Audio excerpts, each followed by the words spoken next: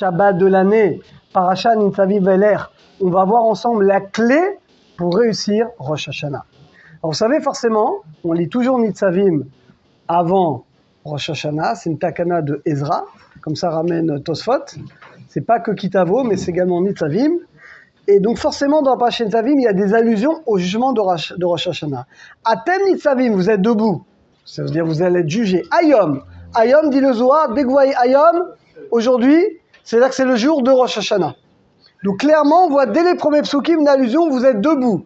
Vous êtes jugé Ayom, aujourd'hui, le jour de Rosh Hashanah. Kulchem, tout le monde. Rachechem, Shiftechem, Ziknechem, des gens les plus grands aux gens les plus petits. Tout le monde, les hommes, les femmes, tout le monde est jugé effectivement le jour de Rosh Hashanah. Et on va voir une allusion extraordinaire dès le premier verset pour réussir Rosh Hashanah. Kulchem, Lifna Hashem Lokechem. Vous devez être tous ensemble. De là, on apprend le Rav Yoram Abergel Zatzal, il nous dit que la clé, mes chers amis, la clé pour réussir Rosh Hashanah, c'est qu'on soit unis au clan d'Israël, au peuple d'Israël. On doit être kulchem, tous ensemble. Vous savez où est-ce qu'on voit cette clé? On voit dans les prophètes. Vous avez tous entendu parler du prophète Elisha. Elisha était l'élève de Eliyahu Navi et il avait le double de prophétie de Eliyahu Navi. Et c'était la famine. Et il y avait une femme qui l'a recueilli pour lui donner à manger, une Shunamite. Et voilà que cette femme n'avait pas d'enfant. Et on était le jour de Rosh Hashanah. Et le prophète Elisha, il va la voir, il lui dit, mais non, c'est Rosh Hashanah. Est-ce que tu veux que je parle au roi pour toi de quelque chose? Est-ce que tu as une demande? Elle n'avait pas d'enfant, que je parle au roi à Kadosh Baruch Hu. Alors imaginez, vous avez Baba Saleh qui vient vous voir. Le jour de Rosh Hashanah, il dit, dis-moi, qu'est-ce que tu veux, je demande à Dieu. Attends, elle est belle. Hein? Et ben, vous savez ce qu'elle a dit? Elle a dit, non, je veux pas. Betor ami anoché chevet. Moi, je vais être jugé avec le peuple d'Israël. Moi, comme je suis uni au peuple, je sais que je serai bien jugé parce que je suis jugé avec tout le peuple. Or, si toi, tu fais une demande pour moi, je serai séparé du peuple et je risque d'être accusé par mes fautes. On apprend, mes chers amis, de cet épisode que même si tu as le choix entre une bracha de Baba Saleh, le jour de Rosh Hashanah, qui va te faire un jugement spécial et être jugé avec tout le peuple d'Israël, eh bien on apprend qu'il vaut mieux être jugé avec tout le peuple d'Israël. Parce que pour réussir le jugement, la clé du jugement, tu aimes tous les juifs, tu es uni à tous les juifs, tu pries pour tous les juifs. Là, cette année, on va prier très fort pour la délivrance, pour les soldats, pour tous les habitants d'Eretz Israël. On va prier pour tout le monde. On ne va pas prier que Chas v'Shalom, que pour soi. On va prier pour tout le monde, pour le dévoilement du nom d'Akadosh Baruch Hu.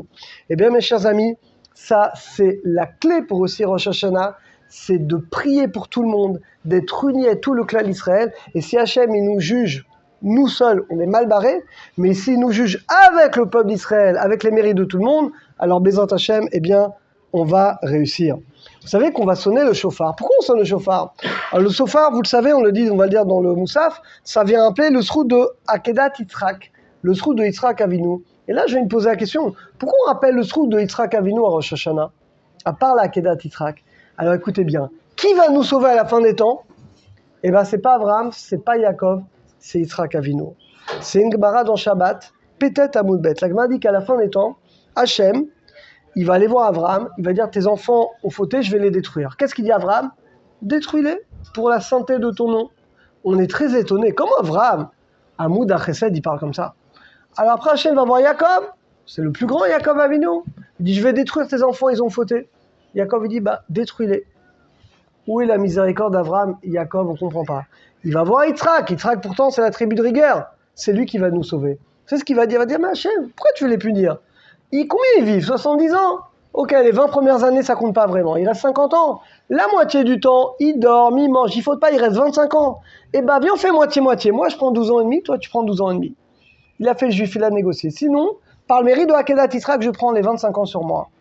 La grandeur d'Yitzhak, c'est qu'il a jugé positivement les Bnei Israël. Il s'est senti uni aux Bnei Israël. Eh bien, dit, c'est un passouk, la Gemara nous dit, à la fin des temps, on est sauvé par le mérite de Yitzhak.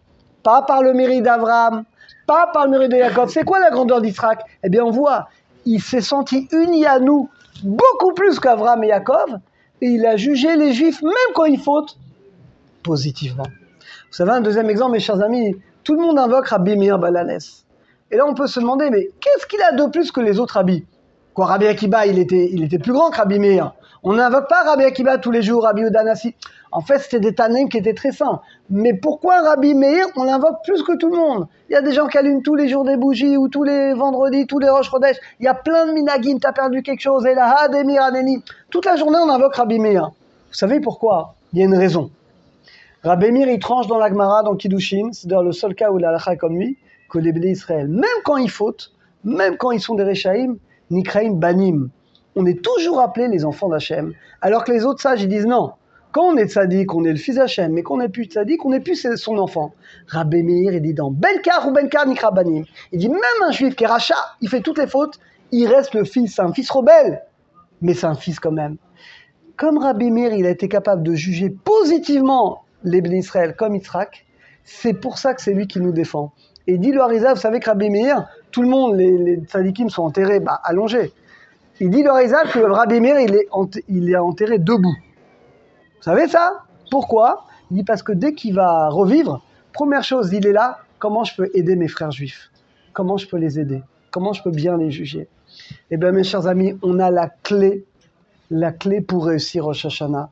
La clé pour réussir Rosh Hashanah, c'est d'aimer chaque juif, de prier pour tous les juifs, ceux qu'on ne kippa, ceux qu'on ne pas kippa, les gauchistes, on prie pour tous les juifs, que tous les juifs fassent tchouva, qu'on ait la Géoula, de se sentir unis au clan Israël. Et bien si toi tu te sens uni au clan Israël à l'image d'Yitzhak Avinu, à l'image de Rabbi Meir Balanes, eh bien Hachem, tu mériteras qu'il te juge comme la Shunami Kotem Fala. Il va nous juger avec tous les mérites d'Israël. Et là on réussit le jugement. Mais si Hachem il te juge toi seul, déconnecté du peuple d'Israël, on n'a aucune chance. Alors c'est ça que dit Aparcha. Atani Savim Ayom Kulchem. Vous êtes tous debout. Aujourd'hui, Rosh Hashanah, tous ensemble. Vous voulez réussir le jugement? Si vous êtes Kulchem tous ensemble, vous allez réussir le jugement.